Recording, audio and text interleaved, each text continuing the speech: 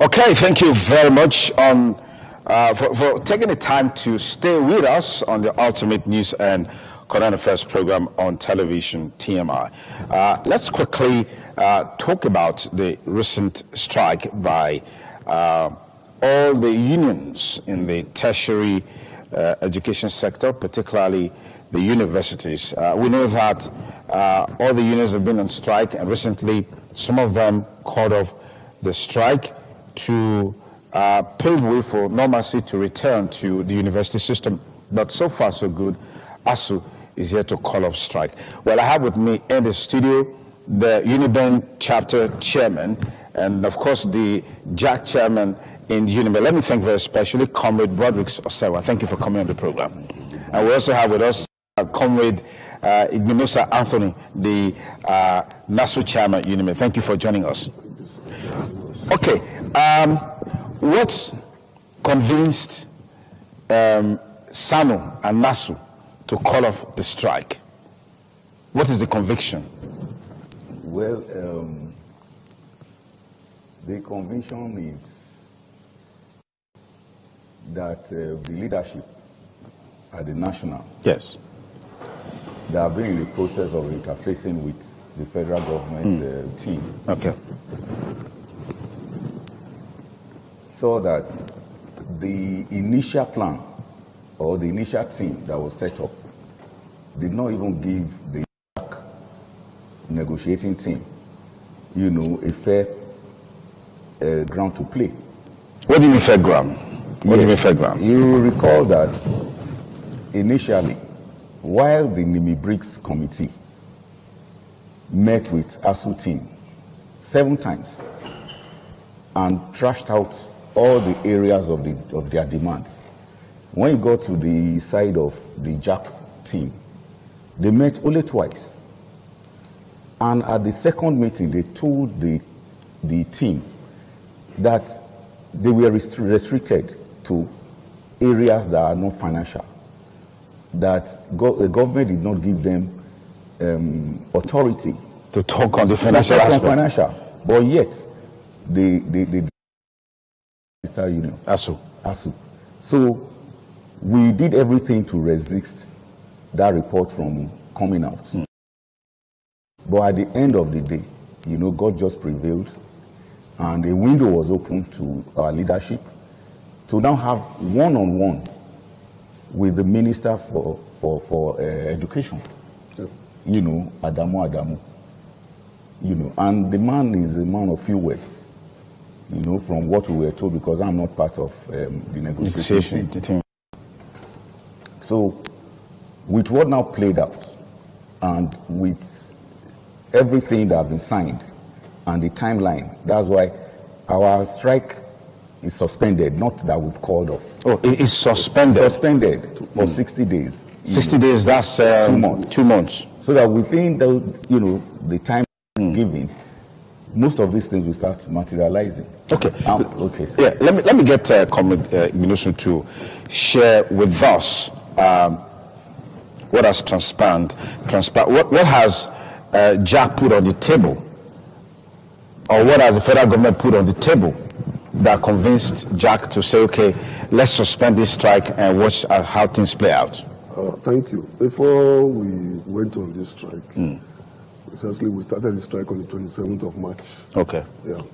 So before we went on that strike, there were warning strike, protests, and all of that. When we went on that strike, we have 8 demands on the table that we put before the government. And as we speak to you, at our last meeting when they were called to Abuja on Friday last week, all those 8 items we presented have been attended to. But when you are going for a negotiation or a conciliation, you just go for a winner take a score. But I think we went there for a win-win situation. Government has some, they gave us considerations, and all those aspects have been addressed fully. And I can say we got about 80 or 85% of what we presented. Okay, fantastic, fantastic. Let me get in here. We heard that the federal government has said that no work, no pay rule will apply. So which means for the 4 months or how many months that JAC members or the unions were on strike, they won't be paid. So what is the union doing? Is that true? If it's true, what is the union doing to address that issue? Well, the information we got from Federal, yes, initially was that no work, no pay. But in principles of negotiation, conciliation, maybe dispute resolution, you must shift grounds. And there are strategies to make more gains.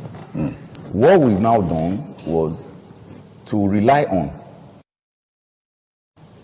the legitimacy of the signed agreement.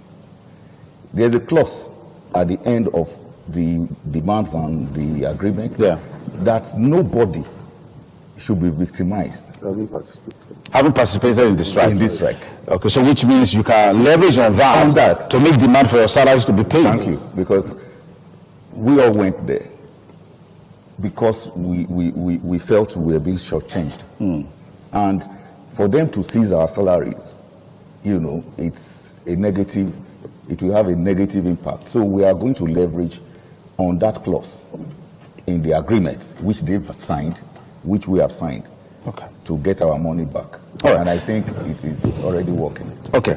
Let me ask this question. I'm sure you've heard this question a number of times. Why is it that SANU, NASU, and all that unions will always wait for Asuu to lead before they join, and not the other way around? And in most cases, JAC gets his own issues resolved.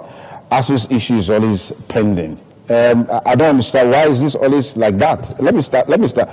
Okay, yeah. Let me just take this. You see, that's the impression. But that's what we see. No, that's not what is playing out. Okay. Asuu actually went on strike in February. We have always, gone on ours. Looking at the timeline we normally give is different from theirs. Okay. That they go maybe a month or two, we now join, does not imply that we are following them, by the tail. We have our own demands, though to an extent they're interrelated. They're interrelated, but we have our own agenda, personal to JAC, because we have our own peculiarities. So they started in February, we started in March. And along the line, you will discover that government did not call everybody together. With everybody separately. And if you look at even the statement by the president of Asuu, when the issue of the skewed report from Nimi Briggs came out, that 180% to academic to Asuu and 10% to the other 3 unions, which would have caused more problem in the university system.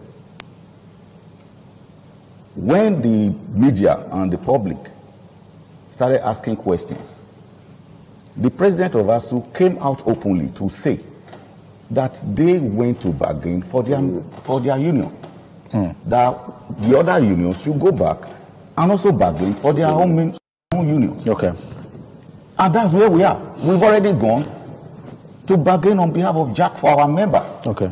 So there's no issue of following somebody, or no. We are so JAC is not in conflict with Asuu. Asuu is not in conflict with JAC. No, we are just on our own and trying to get the best for our members. Okay, so you said the strike has been suspended, not called off. Yes. So if peradventure within the next 60 days nothing happens, is there any plan to resume the strike? And if that happens, will the strike still have weight? Will it still have, any momentum? Let me ask you that question.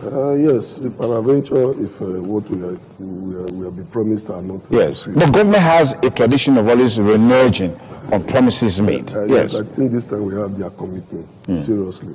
So, but if it's on the other side, it goes the other way, our nationals will call us to tell us what to do next. Okay. Let me add to what the JAC chairman just said. Yes.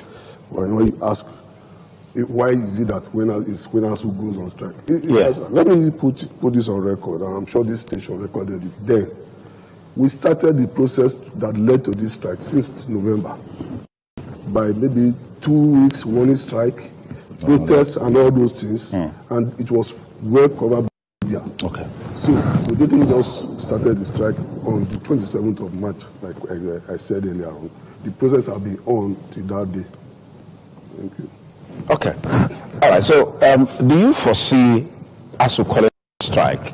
I mean, leveraging on some of the what has been achieved with JAC and other unions in the university system. Do you foresee that happening within the shortest possible time? I can't speak for us. I'm just asking, leveraging on the structure and the pathways that you follow to achieve your negotiations. But I'm aware that they had their own congresses. Okay. And the outcome is they are even turning it to indefinite strike. Strike. Interesting. Anyway, we will engage that issue with the appropriate union, talking about Asuu in subsequent presentation. But on a final note, work has resumed at full blast with JAC members, whether NASU, whether SANU, and what have you. Tell us a little bit about that. We had the Congress.